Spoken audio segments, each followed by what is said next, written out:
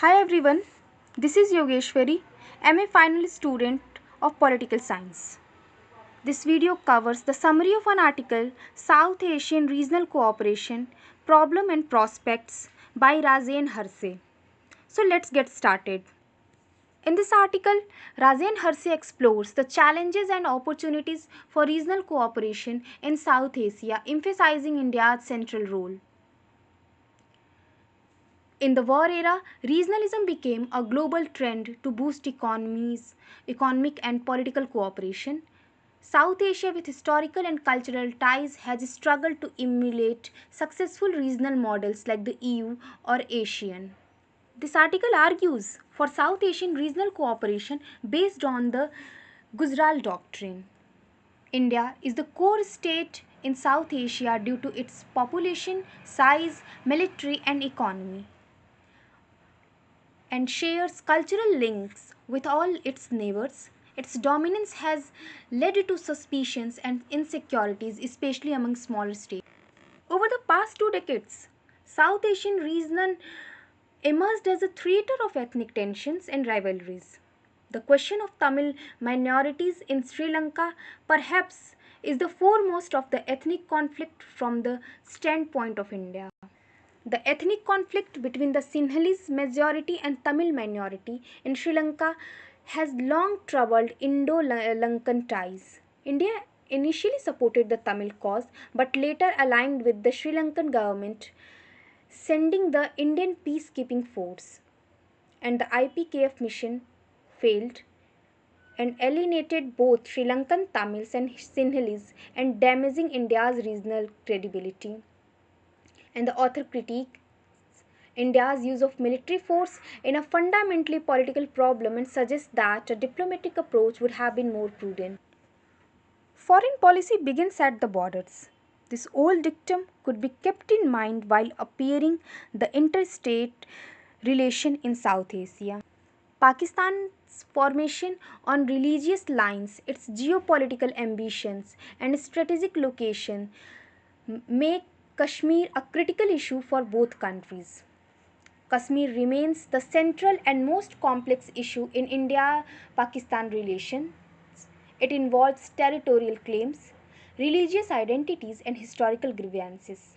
Despite some diplomatic overtures, for example, Vajpayee's bus diplomacy, the Kashmir conflict remains unresolved. India refuses plebiscite, fearing the secessionist precedent.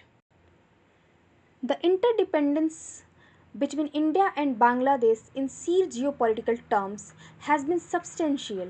Bangladesh shares territorial frontier with India in three sides.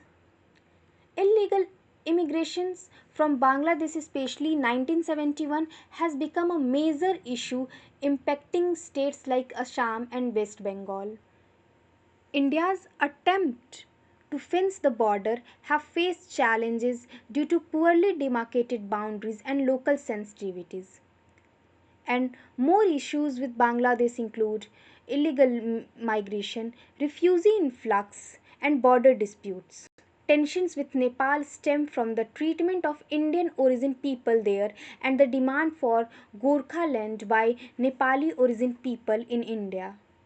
Bhutanese Nepali tensions and Bhutan's alleged support for insurgent groups in India northeast complicate India's security concerns. Any worthwhile project of regional cooperation requires certain basic prerequisites. To begin with, countries which aims at cooperation must have the will to pursue peaceful ties.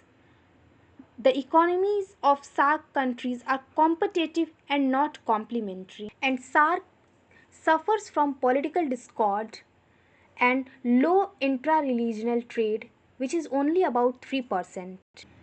India's tariff concessions are a step forward to this problem, and author supports the Gujarat Doctrine advocating for India's non-reciprocal and conciliatory approach towards smaller neighbors to foster trust and cooperation. SAARC has failed to become a strong regional body due to political tensions, especially between India and Pakistan. The economies of SAARC countries are structurally similar and export oriented. making intra-regional trade difficult. At the 1998 Colombo Summit, the idea of the South Asian Free Trade Area SAFTA was promoted. India took the lead by removing restrictions on 2000 items and offering trade concessions to least developed countries like Bangladesh. Now, I have reached to the end of this presentation and it can be concluded as: considering the growing trends towards regionalism in international relation, it would be appropriate for India to initiate a range of cooperation measures with its neighbor, in the hope of building SARC as a viable forum for regional cooperation. And maintaining peace with Pakistan, particularly over Kashmir, is essential to unlock the full potential of SARC. Regional cooperation should not be hostage to bilateral rivalries. Efforts should be focused on trade, infrastructure, environment, education, and people to people ties. Dialogue, diplomacy, and inclusive development will secure South Asian future. Thanks for watching.